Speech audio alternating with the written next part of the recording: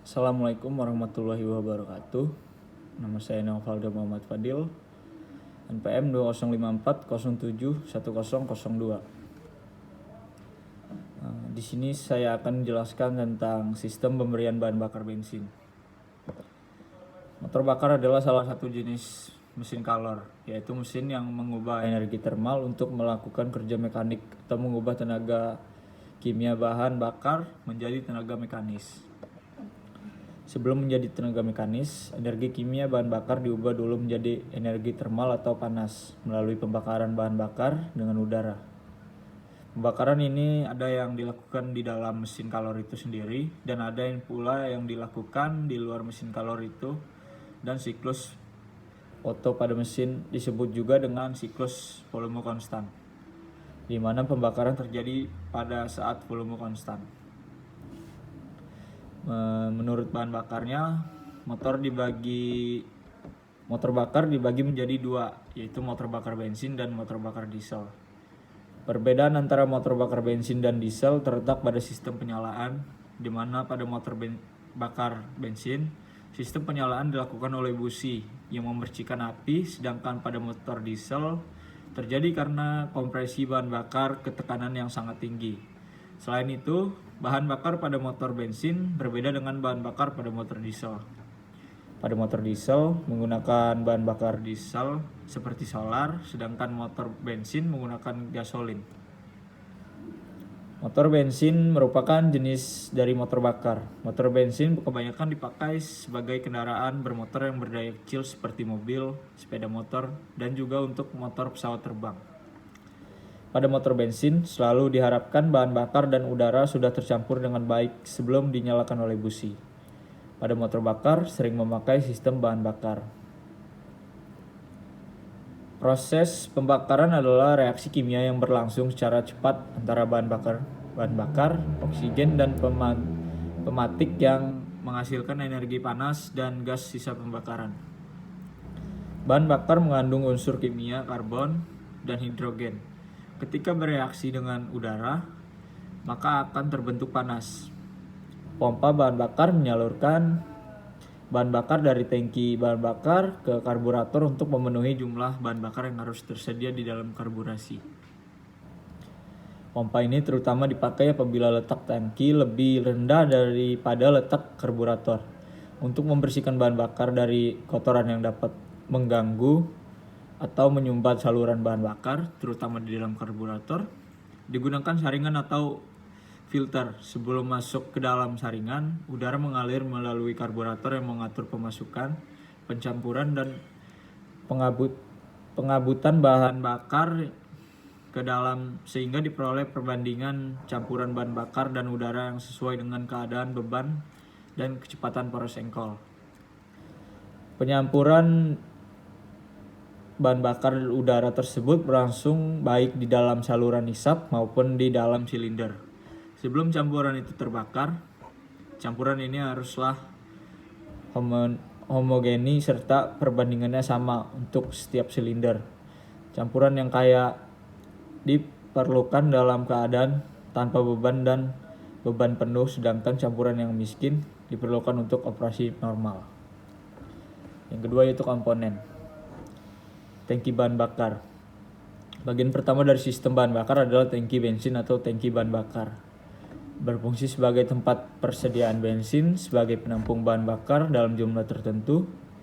Tangki bahan bakar dilengkapi dengan katup untuk menjaga volume udara di atas bensin. Di dalam tangki bahan bakar terdapat sekat yang berfungsi untuk menjamin agar bensin tidak berguncang pada saat mobil berjalan. Yang kedua, saringan bahan bakar. Saringan bahan bakar atau saringan bensin dipasang pada pompa bahan bakar dan tangki bahan bakar. Bensin masuk ke saringan dari tangki. Di dalam saringan, bensin masuk ke dalam elemen saringan dari sisi luar elemen ke bagian tengah elemen. Kotoran yang terbawa bensin seperti pasir dan kerikil halus mengendap di bawah saringan. Pada umumnya, saringan bahan bakar berfungsi sebagai yang pertama itu untuk membersihkan bahan bakar dari segala kotoran yang ada di dalam bahan bakar. Yang kedua, mengurangi kadar air dari bahan bakar. Yang ketiga, pipa bahan bakar. Pada umumnya, pipa bahan bakar berfungsi untuk mengalirkan bahan bakar dari dalam tangki bahan bakar ke dalam karburator atau injektor. Pipa bahan bakar biasanya terbuat dari pipa baja, kuningan, atau dari selang karet. Yang ketiga, pompa bahan bakar. Bahan bakar dari tangki dialirkan oleh pompa bensin ke karburator. Jadi pompa bahan bakar berfungsi untuk memompa bahan bakar dari dalam tangki menuju karburator atau ke dalam injektor. Pompa bahan bakar juga memiliki tekanan tertentu sesuai dengan kebutuhan engine. Yang keempat, saringan udara. Saringan udara termasuk dalam sistem pengaliran bahan bakar karena pada motor bensin maupun pada motor diesel, udara yang bersih sangat diperlukan dalam pembakaran.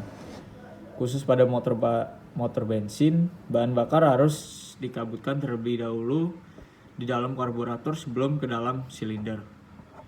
Saringan udara dipasangkan di bagian sebelum karburator dilihat dari arah aliran udaranya. Dengan demikian, udara yang masuk ke dalam karburator telah bersih dari debu dan kotoran. Udara yang masuk ke dalam silinder harus diusahakan sebersih mungkin. Yang kelima, saluran masuk dan buang.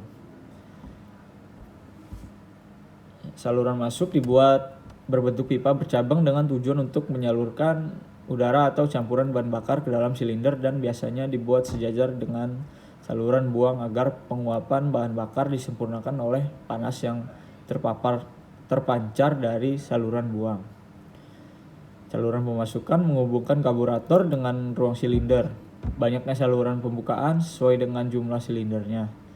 Saluran pemasukan dipasang di atas saluran pembuangan agar panas dari saluran pembuangan dapat dimanfaatkan untuk memanaskan saluran pemasukan sehingga membantu penguapan bahan bakar di dalamnya. Sambungan-sambungan pada saluran pemasukan harus rapat sehingga tidak terjadi kebocoran udara. Oleh karena itu, antara sambungan-sambungan diberi penyekat dari gasket. Saluran buang. Saluran buang berfungsi untuk mengumpulkan gas-gas hasil pembakaran dari silinder satu tempat melalui pipa gas buang. Dipasang pada setiap lubang pengeluaran gas yang terdapat pada setiap silinder gas buang yang keluar dari silinder.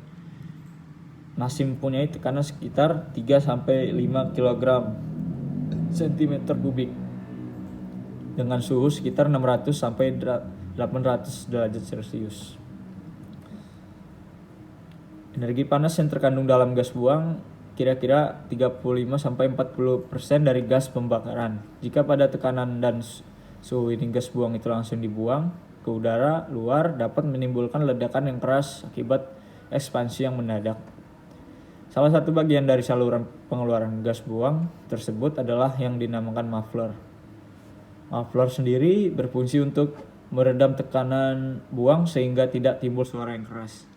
Konstruksi muffler bermacam-macam, tetapi pada dasarnya gas buang di dalam muffler dibelokkan untuk menurunkan suhu dan tekanan. Suhu dan tekanan gas buang masih sangat tinggi. Jika gas buang langsung disalurkan ke udara luar tanpa diredam terlebih dahulu, suara sangat memekakan telinga. Yang ketiga, cara kerja. Motor bensin yang menggerakkan mobil, penumpang, truk, sepeda motor, dan skuter, dan jenis kendaraan lain dewasa ini merupakan perkembangan dan perbaikan dari mesin yang semula dikenal sebagai motor oto. Motor tersebut dilengkapi dengan busi dan karburator. Busi menghasilkan loncatan bunga api listrik yang menyalakan campuran bahan bakar dan udara segar. Karena itu, motor bensin cenderung dinamai spark ignition engine. Karburator adalah tempat pencampuran bahan bakar dengan udara. Pencampuran tersebut terjadi karena bahan bakar terisap masuk atau disemprotkan ke dalam arus udara segar yang masuk ke dalam karburator. Campuran udara yang segar terjadi itu sangat mudah terbakar. Campuran tersebut kemudian masuk ke dalam silinder.